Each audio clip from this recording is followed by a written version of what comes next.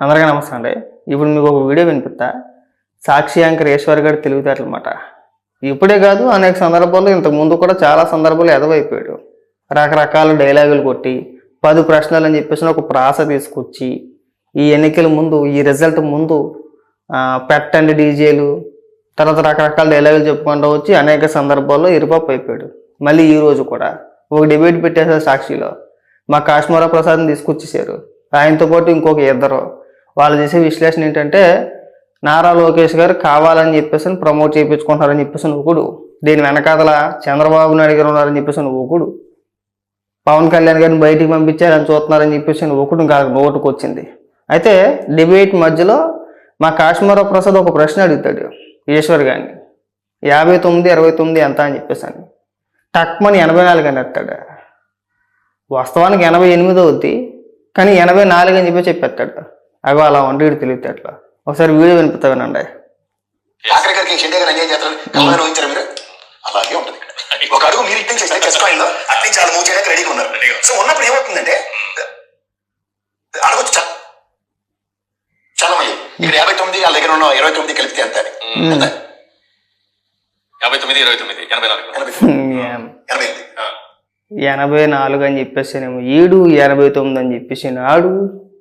మీరు మేధావులు, 5వ తరగతి పిల్లల్ని అడిగితే చెప్తాడు. 59, 29 ఎంత అని చెప్పేసి అని అడిగితే ఆలోచించుకుంటా టక్మని కరెక్ట్ ఆన్సర్ 5వ తరగతి పిల్లల్ని అడిగితే చెప్తాడు. నువ్వు టక్మని 84 అని చెప్పేసి నువ్వనేడు, 89 అని చెప్పేసి కాశ్మీర ప్రసాద్ అనేడు. పైగా మీరు మేధావులు, మీరు చర్చించిన అంశం అంటూ ఉండదు, అన్నిటిపైన మీరు విశ్లేషణ చేసేయడమే. దీని వెనకాల చంద్రబాబు నాయుడు గారు ఇది ఇప్పుడు ఇదైతే నారా లోకేష్ గారిని డిప్యూటీ సీఎం చేయాలని చెప్పేసి ఏదైతే ఉందో దానికి సంబంధించి అదొక పెద్ద కుట్ర. అంటే కార్యకర్తలకి ఎవరికి కూడా అభిప్రాయాలు ఉండవా? జనసేన నాయకులకు ఉంటాయి, జనసేన కార్యకర్తలకు ఉంటాయి, అలాగే తెలుగుదేశం కార్యకర్తలకు కూడా అభిప్రాయాలు ఉంటాయండి. ఆ అభిప్రాయాలు చెప్తే కూడా కుట్రేనా? కానీ పెద్ద విశ్లేషణ చేసుకొచ్చేసాడు, ఒక 10 ప్రశ్నలు వేసేసాడు. దీని వెనకాతలు ఉన్నది మీరు కాదా చంద్రబాబు నాయుడు గారు? టీజీ భర్త గారు మాట్లాడారు కదా, ఎవరికి నచ్చినా నచ్చకపోయినా భవిష్యత్తు ముఖ్యమంత్రి అంటే ఫ్యూచర్ సీఎం నారా లోకేష్ గారు అని చెప్పేసి అని ఆయన ఒక స్టేట్మెంట్ ఇచ్చాడు. దానికి సంబంధించి దాని వెనకాల ఖచ్చితంగా చంద్రబాబు నాయుడు గారే ఉన్నారు, ఆయనే అనిపించారని చెప్పేసి అని మాట్లాడుతున్నారు. దానికి ఆయన అనిపించడం ఏముంది అందులో? ఎవడు అవునన్నా కాదన్నా భవిష్యత్తులో తెలుగుదేశం పార్టీ తరఫున ముఖ్యమంత్రి అభ్యర్థి నారా లోకేష్ గారే. అది 5 ఏళ్ళ తర్వాత, 10 ఏళ్ల తర్వాత చంద్రబాబు నాయుడు గారు అనంతరం ఆయనే ఖచ్చితంగా. అది మనం ప్రత్యేకించి చెప్పుకోవసరం లేదు ఇక్కడ, అంతేనా? లేదంటే తెలుగుదేశం పార్టీ తరఫున జగన్మోహన్ రెడ్డి వచ్చి పోటీ చేస్తాడా? ఏమైనా మైండ్ మాట్లాడుతున్నారా? ఇప్పుడు వేరే పార్టీ తరఫున చెప్పితే మీరు ఫీల్ అవ్వాలి. జనసేన పార్టీ తరఫున లోకేష్ గారు ముఖ్యమంత్రి అవుతారంటేనో, లేదంటే తెలుగుదేశం పార్టీ తరఫున పవన్ కళ్యాణ్ గారు ముఖ్యమంత్రి అవుతారని చెప్పేసి అంటేనో అప్పుడు మీరు పనికిమాల విశ్లేషణ చేసిన వాళ్ళ. అవునన్నా కాదన్నా వైఎస్ఆర్సీపీ పార్టీకి జగన్మోహన్ రెడ్డి ఎలాగో తెలుగుదేశం పార్టీకి చంద్రబాబు నాయుడు గారి తర్వాత నారా లోకేష్ గారు. అది ఇది ఫిక్స్. ఎవరికి నచ్చినా నచ్చకపోయినా ఇది వాస్తవం. అది కొంతమంది గింజుకున్నారేమో కానీ అది వాస్తవం. ఇప్పుడు జనసేన పార్టీకి సుప్రీం పవన్ కళ్యాణ్ గారు. ఎవడెవడన్నా కాదన్నా ఆయనకు అవకాశం అవుతా 5 ఏళ్ళ తర్వాత అవ్వచ్చు, 10 ఏళ్ళ తర్వాత అవ్వచ్చు, ఆయన ముఖ్యమంత్రి అవ్వచ్చు. అలాగే లోకేష్ గారు కూడా.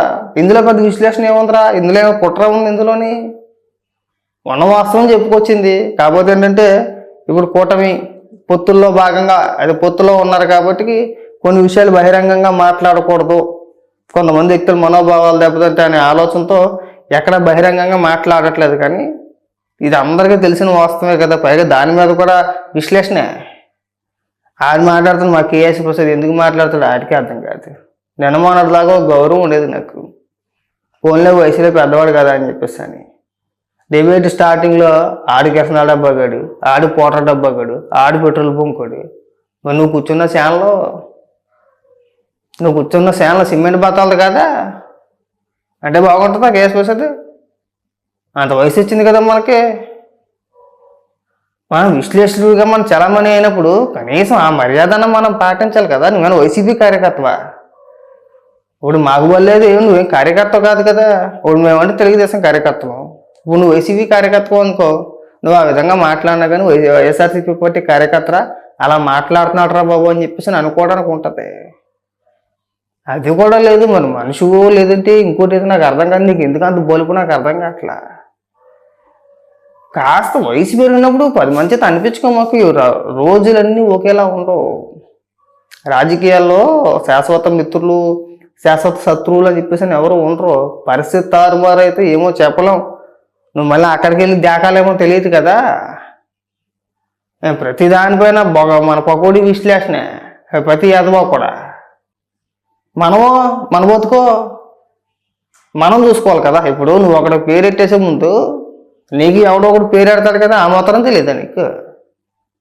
విమర్శించద్దని అట్లా చాలామంది విమర్శిస్తారు. విశ్లేషకులు లేదా జర్నలిస్టులు పొద్దున్నెత్తి చాలామంది విమర్శిస్తారు, కానీ చాలా హుందాగా విమర్శిస్తారు. నీలాగా అడ్డగోలుగా విమర్శిస్తారు. పైగా ఏమన్నా అంటే నన్ను అలా అంటున్నారు ఇలా అంటున్నారంటే అంటారు. మరి ఇలాంటి మాటలు మాట్లాడితే అంటారా? నీ నోటుకు వచ్చినట్టు నీ ఇష్టానుసారంగా నువ్వు ఏది పెడితే అది మాట్లాడితే తిరిగి నేను అనుకుంటా ఉంటారా? అదో రకమైన దిక్కుమాలి విశ్లేషణ. అక్కడెక్కడదో చెప్పుకొస్తాడు. ఇక్కడ 59కి 29, 59 ఎంత అంటే దాని సమాధానాలు ఉన్నా కానీ అక్కడెక్కడ విషయాలు అన్నీ చెప్పుకొచ్చేస్తారు. ఫస్ట్ ఇక్కడ ఆడండి, అక్కడెక్కడేవో మనకి ఎందుకు కానీ పనికిమాల పోరంబోకు విశ్లేషణ చేయమాకండి. పనికొచ్చే విశ్లేషణ చెయ్యండి. ఆ జగన్మోహన్ రెడ్డి ఆ వైఎస్ఆర్సీపీ పార్టీ అఫీషియల్ పేజీలోని ఇందాక ఒక ట్వీట్ వేసారు. రాష్ట్ర ప్రజల యొక్క తలసరి ఆదాయం పెరగడానికి గల కారణం జగన్మోహన్ రెడ్డి ఇచ్చిన సంక్షేమ పథకాలే. ఇప్పుడు ఆ సంక్షేమ పథకాలు ఇవ్వట్లేదు కాబట్టి రాష్ట్ర ప్రజల యొక్క తలసరి ఆదాయం తగ్గిపోయింది, క్షీణించిపోయింది అని చెప్పేసి అని.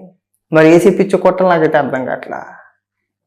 రాష్ట్ర ప్రజల యొక్క తలసరి ఆదాయం సంక్షేమ పథకాల ద్వారాగా పెరుగుతుందా? సంక్షేమ పథకాలపై ఆధారపడి ఉంటుందా? ఎవడరా మీకు చెప్పింది? అంటే 5 ఏళ్ళు నాశనం చేసేసింది చాలలేదు, పైగా వక్రీకరణ. ఎవడన్నా నమ్ముతాడా? సంక్షేమ పథకాల ద్వారాగా రాష్ట్ర ప్రజల యొక్క తలసరి ఆదాయం పెరిగిపోయిందంటే ఎవడన్నా నమ్ముతాడా? వీడు ఇచ్చే 15,000 రూపాయలకి జగన్మోహన్ రెడ్డి 15,000 ఇచ్చాడు. ఏ పథకం ఇచ్చినా 15,000 నుంచి ఇవ్వాలా? ఆ 15,000 రూపాయలకి తలసరి ఆదాయాలు పెరిగిపోతాయా? చెబితే నమ్మేటట్టు ఉండాలి కదా. లేదు నేను పరిశ్రమలు తీసుకొచ్చాను, ఉపాధి కల్పించాను, ప్రతి ఇంటికి ఒక ఉద్యోగం ఇచ్చాను, నెలకు ఒక 15,000 రూపాయలు 25,000 రూపాయలు సంపాదించుకుంటున్నారు, తద్వారా తలసరి ఆదాయం పెరిగిందంటే అది వేరే, కొద్ది రీజనబుల్గా ఉంటుంది. నిజమేరా, ఉపాధి కల్పించాడు, పరిశ్రమలు తీసుకొచ్చాడు, ప్రతి కుటుంబంలోనూ కూడా ఒకరు ఉద్యోగం వచ్చింది కాబట్టి తలసరి ఆదాయం పెరిగిందని చెప్పి అనుకుంటాం. నువ్వు చేసి తప్ప. నువ్వు పంచేది 15,000, ఆ 15,000కి తలసరి ఆదాయం పెరిగిపోయిందా? పైగా దానికి మన భజన సింపుల్గా మళ్ళీ మనం మాట్లాడుకోవచ్చు. ఇప్పుడు నేను ఉన్నాను, నా కుటుంబాన్ని పోషించడానికి ప్రతి నెల అప్పు చేసి పోషించేస్తా ఉన్నాను అనుకో, నా సంపాదన పెరుగుతుందా తగ్గుద్దా? నేను అప్పులపాలు అయిపోతాను. అలాగే రాష్ట్రాన్ని అప్పులపాలు చేసేసాడు అంతే. రాష్ట్రాన్ని అప్పులపాలు చేసేసింది కాకుండా పైగా ఏదో కార్యంలో నేను అందరి తలసరి ఆదాయాన్ని నేను పెంచేశానని చెప్పేసాను. మాట్లాడే ముందు కాస్త సిగ్గు ఉండాలి. ప్రజలకు పనికొచ్చే విశ్లేషణ చెయ్యాలి. ఎవడో మాట్లాడాడు కదా, ఇంకొకటి ఎవడో మాట్లాడాడు కదా, ఈ విశ్లేషణ వద్దు. ముందు మనం కడుక్కుంటే సరిపోద్ది. అది వదిలేశారు. జగన్మోహన్ రెడ్డి ఎందుకు ఓడిపోయాడు, 11 స్థానాలకు ఎందుకు పరిమితం అయిపోయాడు, దానిపైన విశ్లేషణ చేయట్లా. దాని మీద చేసుకోండి ఖచ్చితంగా. అలాగే జగన్మోహన్ రెడ్డి అధికారంలో ఏం చేశాడు చెప్తే కూడా బాగుంటుంది.